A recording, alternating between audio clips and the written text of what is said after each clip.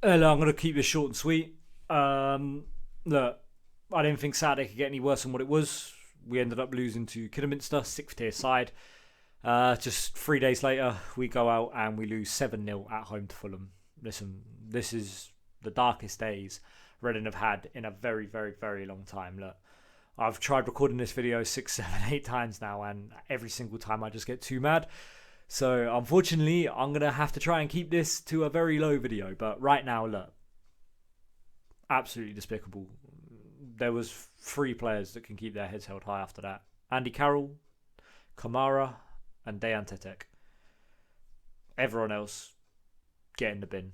Like, look, maybe Luke Southwood deserves a little shout just for saving some shots, but letting 7 goals at the end of the day. Look, it's horrible to say it, and I don't like saying it, but sometimes the manager and the players aren't good enough. Look, I'm saying Pauno needs to be sacked after that FA Cup game. For some reason, the bloke's still employed come Tuesday. And listen, look, Tuesday rolls around and we end up getting beat 7-0 at home. Doesn't matter who you are, doesn't matter what team you are, doesn't matter who you're playing. You shouldn't be getting beat 7-0 at home. If Man City were to go out and play a League One side right now, I wouldn't expect them to win 7-0 away from home. Not a chance. Genuinely wouldn't expect it, but it's just what happens, isn't it, at the end of the day? This team is just rotten from top to bottom. The club is rotten from top to bottom.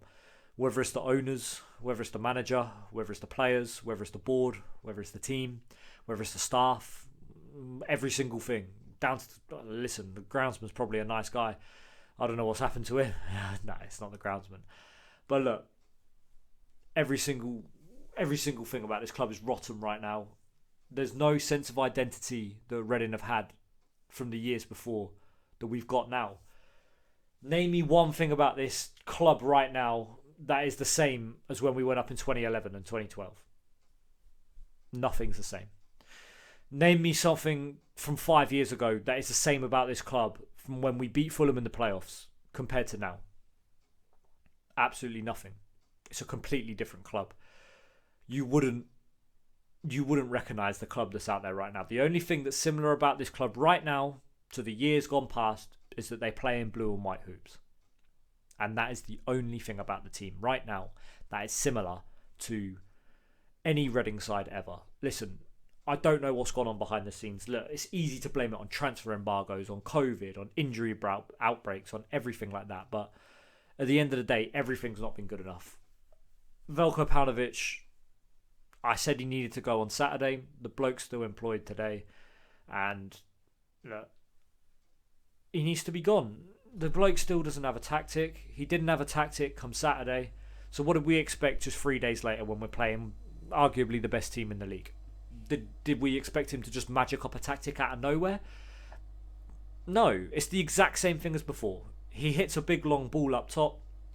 If the target man wins it, then good. Hopefully one winger is going to be supporting him. If he doesn't win it, let's just shell up. Let's just sit the deepest we can. Let's keep every single player on side.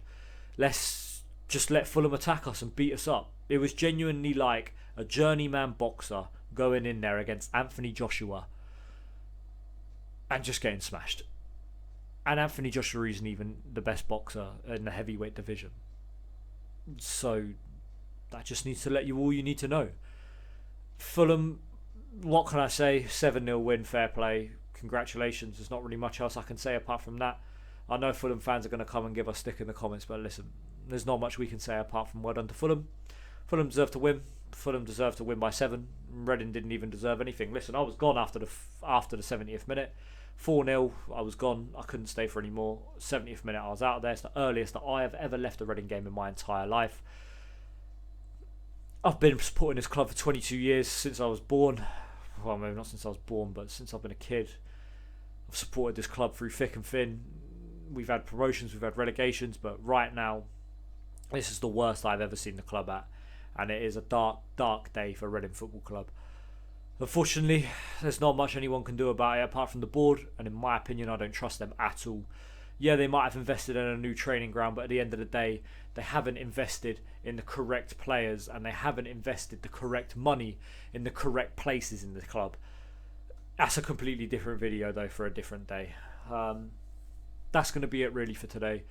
Fulham, fair play. Look, it says match review in the title, but it's more just like a rant about the owners and the club and Reading and the manager and the tactics and the players. But at the end of the day, that's the main talking point coming out of this video. Listen, I want to know what you guys thought about the game in the comment section below. Listen, I know Fulham fans are going to be loving it right now, but fair play, innit? What can I say? I expect you to gloat. I expect you to be happy. It's not much really else to say. Listen, look, thanks for watching. I've been James. You'll probably see me again in another video.